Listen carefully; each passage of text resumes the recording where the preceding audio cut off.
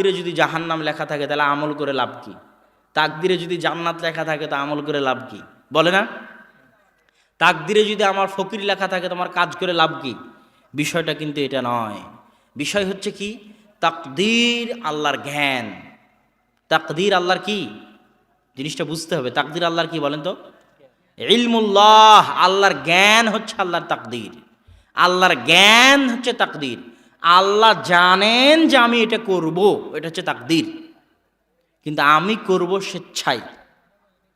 কিন্তু আল্লাহর জ্ঞানের গভীরতা, আল্লাহর জ্ঞানের বিশালতা, আল্লাহর জ্ঞানের প্রশস্ততা এত বেশি যে বান্দা কি করবে এটাও আল্লাহ জানে।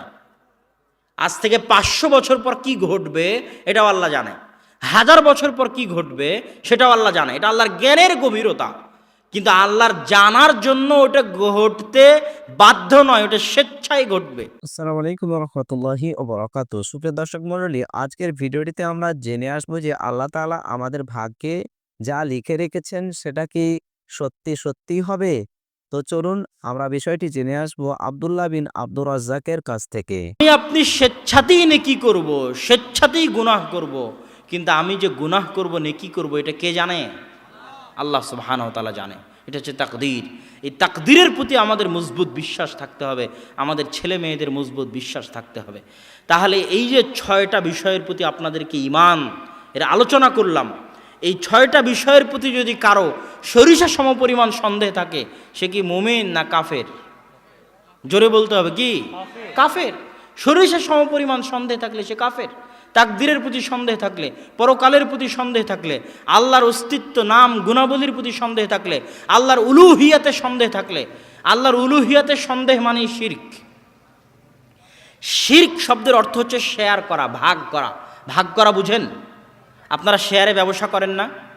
শরিকানার ব্যবসা করেন না? করেন না? মানুষ করে না? করে না? করে। তো শেয়ারের ব্যবসা, শরিকানার ব্যবসা যেমন ভাগ করে করা হয়, যে আমার 500 তোমার 500 টাকা, শিরক তেমন ভাগ করা। আল্লাহর সাথে ব্যবসাকে ভাগ করা, আল্লাহর উলুহিয়াতকে ভাগ করা, আল্লাহর দাসত্বকে ভাগ করা। আপনার স্ত্রী আপনার খায়, আপনার পরে, আপনার বাড়িতে থাকে, আর ভালোবাসা যদি ভাগ করে, যে কিছু ভালোবাসা আপনাকে দিল আর কিছু ভালোবাসা আর একটা ছেলেকে দিল, কেমন লাগবে? হ্যাঁ, এটা কি ভালোবাসা ভাগ করাটা আপনি সহ্য করবেন? এটার নাম শিরক। আপনার স্ত্রী আপনার ভালোবাসায় শিরক করতেছে। কথা মনে হয় বুঝাতে পারিনি। না বুঝাতে পারলে আমি ব্যর্থ। এবার আপনি বান্দা আল্লাহর, আপনার সৃষ্টিকর্তা আল্লাহর, জমিনে চলেন আল্লাহর, খান আল্লাহর, আসমান আল্লাহর, বৃষ্টি আল্লাহর, পানি আল্লাহর, সব কিছু আল্লাহর, কিন্তু চাওয়ার বেলায় বলতেছেন উমুক বাবার ওসিলায়। হ্যাঁ, নাউজুবিল্লাহ। চাওয়ার বেলায় চলে যাচ্ছেন উমুক বাবার দরবারে, সিজদা করার বেলায় চলে যাচ্ছেন কোনো কবরে, বলতেছেন ইয়া আলী মাদাদ, আলী রাদিয়াল্লাহু তাআলা আপনি সাহায্য করেন। সাহায্যকে আলী রাদিয়াল্লাহু তাআলা করবে না কে করবে? আল্লাহ করবে।